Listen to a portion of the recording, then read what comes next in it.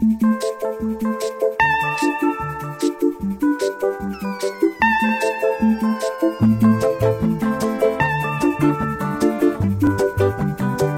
was queen of the mambo, Papa was king of the Congo. Deep down in the jungle I start banging my first bongo.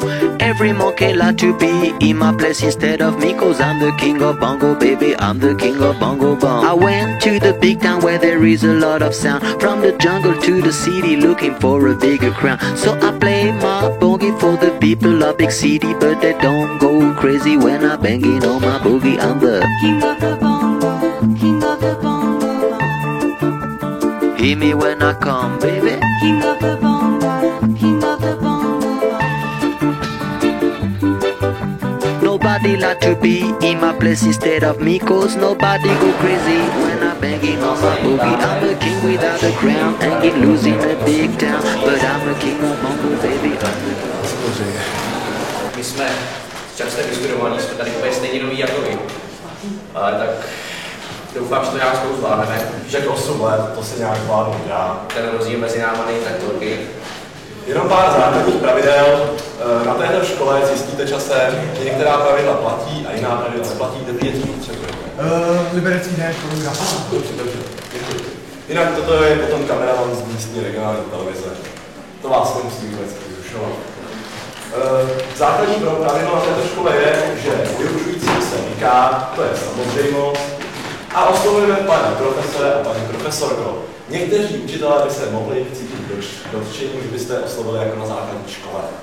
Hlavně viděl jsem některé z vás, jak jste dneska do školy napochodovali v čepicích, jo.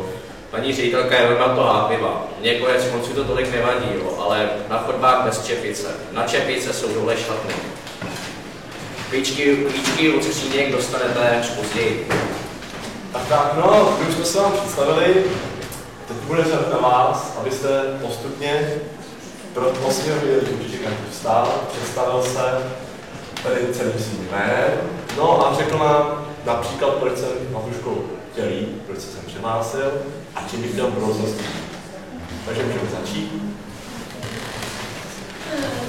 Já jsem David Kanter a přihlásil jsem se na tu školu proto, abych podobný vystudovali základní školu, abych měl další znalosti, takže základní školu. Dobrá, děkuji.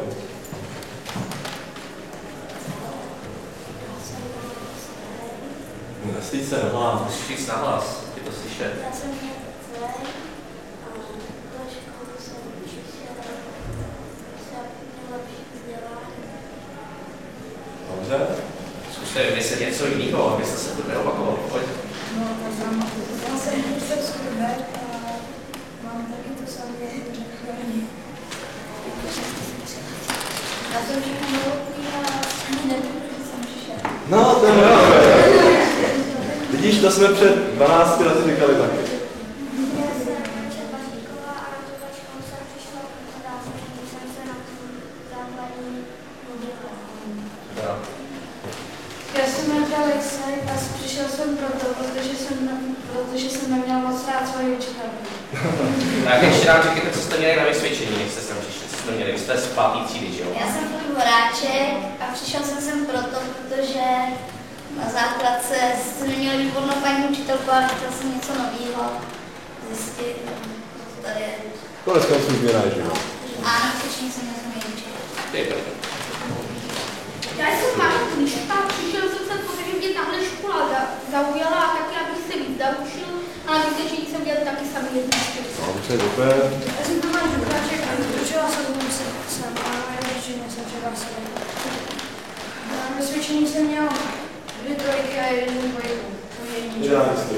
Nevím, že když trojkama jsem rád dostatek. Všichni říkají, že když pro lidi pro trojkaře, tak není pravda, tamhle je důkaz. Tak dál. Tak já jsem Julie Králová a já jsem na techniku přišla, protože jsem docela chytrá a na mě do téhle školy chodila i moje ségra. Takže jsi neměla výběr. Kolik let jsem to dělal? No, taky myslím čistý. Petra Králová. Ale myslím, že jsme to už známe. Jo, a na vysvědčení jsem měla dvojku vlastní. Ale já jsem se přišel jsem sem, protože já jsem chodil z brácha a chci si něco vyzkoušet, nechci si něco vyzkoušet. Já jsem jmenuji Bajer a přišel jsem sem proto, že bych chtěl vystudovat doktoru a měl jsem na